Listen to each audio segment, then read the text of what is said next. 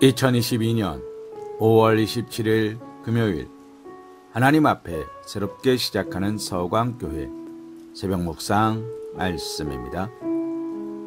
오늘 우리가 함께 묵상할 하나님의 말씀은 호세아 7장 8절에서 10절 말씀입니다. 에브라임이 여러 민족 가운데 혼합되니 그는 곧 뒤집지 않은 전병이로다. 이방인들이 그의 힘을 삼켰으나 알지 못하고 백발이 무성할지라도 알지 못하는도다.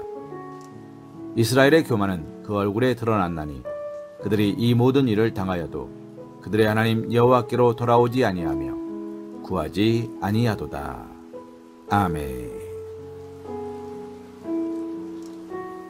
에브라임은 여러 민족 가운데 혼합되어 있다고 기록하고 있습니다. 여기서 에브라임은 북이스라엘 왕국 전체를 대표하는 지파로, 그들이 여러 민족 가운데 혼합되었다는 말은 북이스라엘 왕국 전체가 다른 이방 민족과 혼합되어 있음을 말하는 것입니다. 실로 이스라엘의 이러한 혼합된 삶의 모습은 총체적인 측면, 곧 정치적, 종교적, 문화적, 사회적에서 다 그러하였다는 것입니다. 이스라엘은 주변 여러 나라들로부터 신들과 우상들을 수입하며 하나님과 더불어 섬겨갔고, 하나님과 더불어 섬겼으며 애굽이나 아수르 등 대국의 봉신국이 되어 그 나라들을 섬겼으며, 이방 나라의 사회, 문화적 가치들과 관례들을 분별 없이 받아들여 실로 이방 나라와 진배 없는 그런 나라가 되고 말았던 것입니다. 이는 그들의 정체성, 하나님의 택함받은 백성이라는 사실을 잊어버린 것이라 할 수 있습니다. 사실 이스라엘은 모든 나라 가운데 하나님의 언약 백성으로 선택받은 나라입니다.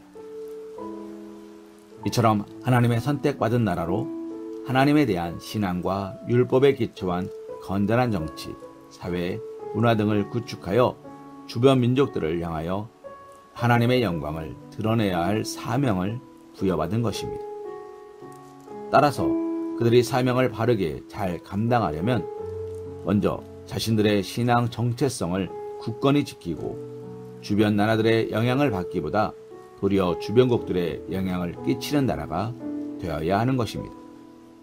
그러나 그들은 이러한 자기들의 정체성과 사명을 망각하고 이방 나라와 혼합되어 이방 나라처럼 되고 말았던 것입니다.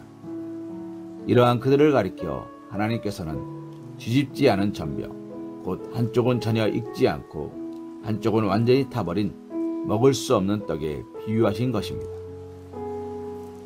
무슨 말입니까?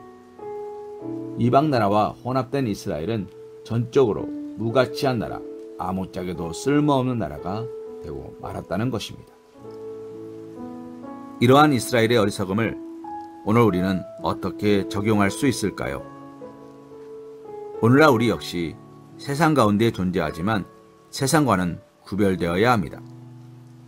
만일 세상과 연합하여 신앙적인 원칙과 가치뿐 아니라 도덕적, 윤리적인 측면에서 세상이 추구하는 혼합주의, 상대주의를 걷는다면 우리는 세상 안에서는 나름대로 성공했다 할지라도 하나님 보시기에는 아무짝에도 쓸모없는 존재가 될 것입니다.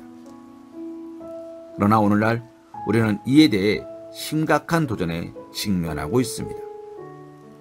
우리는 이러한 세상의 도전 앞에 어떻게 해야 하겠습니까? 시대의 요구가 그렇다면 적극적으로 모든 진리와 가치를 세상에 맞추어 융화시키며 그들의 요구에 부응해야 할까요? 세상의 윤리적, 도덕적 기준이 점점 무너지고 있다면 교회 또한 그들의 부도덕함과 음란과 타락에 대하여 더 이상 어떤 말도 하지 않으며 그들 수준에 맞는 새로운 도덕적, 윤리적 규범을 마련하며 그들의 마음의 부담을 덜어주어야 할까요? 만일 그렇다면 교회는 이 세상에 존재할 필요가 없습니다. 세상 가운데 존재하지만 교회가 세상에 동화되어서는 안 되며 오히려 세상 가운데 자기 정체성을 견고히 지켜야 하며 그러할 수 있을 때만 세상을 변화시키는 사명을 감당할 수 있는 것입니다. 사도행전 4장 12절 말씀으로 말씀 묵상을 이어갑니다. 다른 이로서는 구원을 받을 수 없나니 천하 사람 중에 구원을 받을 만한 다른 이름을 우리에게 주신 일이 없음이라 하였더라. 아멘.